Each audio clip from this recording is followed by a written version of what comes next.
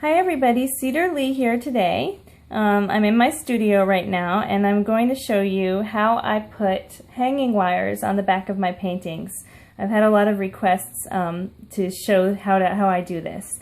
So to start with, let me show you the tools you're going to need. You're going to need a pencil, a measuring tape. You're going to need some cutters to cut your wire. Some pliers are helpful, and you'll need a drill, and you'll also need a small drill bit. This is one of the smallest drill bits that you can buy. Can't even get the camera to focus on it. I think it's 2 millimeters. It's really tiny. So you're going to need one of those to drill pilot holes if you are doing a smaller piece. And then you're going to need your hardware. And the type of hardware that you're using depends on the size of your painting. So what I'm going to be doing for this 24 by 30 right here is, well, it's 30 by 24. You can see this is it's a vertical orientation. I'm going to be using 2 of these. It's called a D-ring hanger. It has 1 hole for screws, and they come with screws. And I actually bought this a big box of them.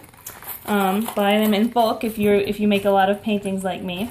And then for even larger paintings, this one is a 24 by 30, but for something that's really big, say 40 by 50 or something giant, you're going to want the same thing but bigger. 2 screw holes, and it's a larger size. You can see here's the one I'm using today, the gold one, and the silver one is for really big paintings. So they're rated by how much weight they can hold.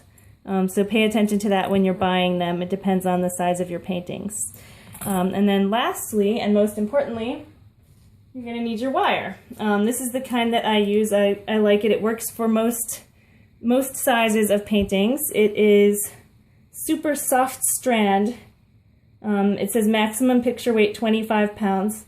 They make heavier duty wire for heavier paintings, but this is going to work for most applications, and you can buy a big spool of it. This is 850 feet, so I'm going to get a lot of use out of this. Okay, let's get started. So you're going to need your pencil and your measuring tape to start with. What a lot of people don't know about how to put a hanging wire on a painting is how far down it should be from the top of the painting. I worked as a gallery installer at an art center many years ago, and I had to install all the artwork that came through the door by many different artists. And there is nothing more frustrating than an improperly installed hanging wire, whether it's too high or too low or insecurely attached. So this is the best way to do it, in my opinion. You're going to want your hanging wire to be between 1/4 and 1/3 of the way down the length from the top of your painting. So this is 30 inches tall. So I'm going to do it about 8 inches down from the top. Let's see, that's right there on that cross brace. So I'm going to do it a little bit lower at 8.5. It's not an exact science. It just needs to be in that range. One thing to keep in mind is for bigger paintings, it's going to be closer to 1/4 of the way down, and for smaller paintings, closer to 1/3 of the way down. Because if you do it too low on a large painting, when you hang it on the wall, the top of the painting will come away from the wall too much. If you do it too high, it'll be difficult to get it on the picture hanging hook. So you would definitely want it somewhere in that range, 1/4 to 1/3 of the way down. Okay, so I've made my 2 little marks. So now I'm going to get my D-ring hanger and screw and my drill. And I'm going to line up this D-ring hanger with that little mark that I just made at 8.5 inches. So I'm going to put it, here's the mark, and I'm going to put it so that top corner of the D-ring hanger lines up perfectly with that mark on the edge of the wood there. It doesn't really matter exactly how you do it, as long as you do it the same way on both sides. And you want to put it on the back face of this frame of your painting.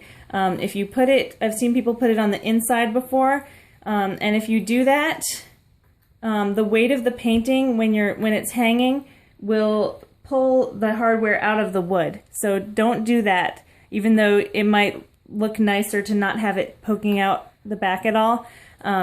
There's a reason why you want to do it on the back. If you do it on the inside, it will not be as secure. So I'm going to line that up like that, and I'm just going to put these in on both sides. So I get that screw where I want it, and then I put it partially in.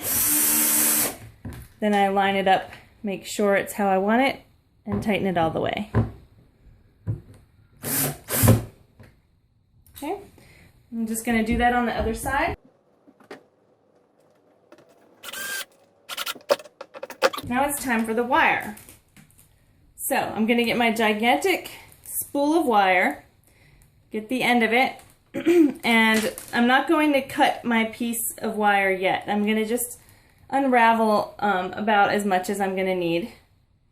And then I'm going to tie a knot with the end, one of these ends onto one of these loops. So I'm going to thread it through about 4 inches and then bend it around that loop. So there's a little tail that's about 4 inches long. Then I'm just going to tie that into a knot, put the tail over the rest, then around underneath and up. Okay, and then hold that in place with one hand. And this is metal coated in plastic, so it's flexible, but it will hold its shape. And here's where you need the pliers. You can do it without pliers, but I like to have them. You just grab that little tail and pull that tight. And then make sure everything is lined up and tight. Okay, now what I'm going to do is I'm going to pull this wire so it's taut, and at the same time I'm going to coil that tail around it using my fingers. I had a job when I was younger making jewelry, and I did a lot of wire wrapping with sterling silver wire, and I got really good at it, and it turned out that skill came in handy when I started doing this. So you just want to wrap it very tightly around, and then that side is done. Okay, so now I'm just going to do the other side. Okay, now here's where you want to measure again. Okay, so you don't want to go straight across like that, because then it's too tight and it's difficult to hang it on the wall. You want a little bit of slack in that wire, but you don't want to do too much wire either. If you make it too long, it's not going to fit underneath that wood there, and you need enough room to hang the hook there. So I like to do about 4 inches down on a painting of this size. So I'm just going to mark that spot about halfway, put my measuring tape there, and I'm going to pull this wire across to that 4 inches and then across to the other D-ring. And then I'm just going to mark that spot with my thumbnail. Then I'll cut it off, leaving approximately 4 inches this tail. Okay, now I'm just going to repeat that process on the other side.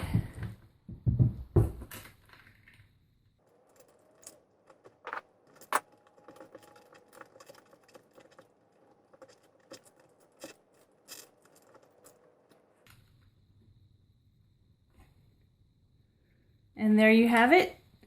This painting now has a hanging wire on the back, And this is a birchwood panel, which is much heavier than your typical canvas, but even so, there's no way that this is going anywhere that's going to hold that weight when you hang this on the wall.